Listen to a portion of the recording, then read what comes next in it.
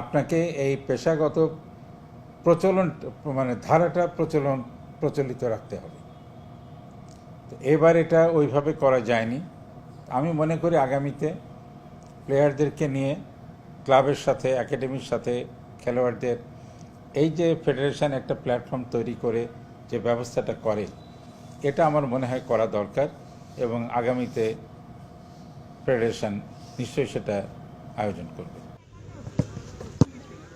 Footballer তৈরিতে মনোযোগ দিচ্ছে ডেভেলপমেন্ট কমিটি। শুধু ফুটবলারদের কাছ থেকে ভালো পারফরমেন্স নয়, তাদের জন্য নিশ্চিত করতে চাই যথাযথ সুযোগ সুবিধা।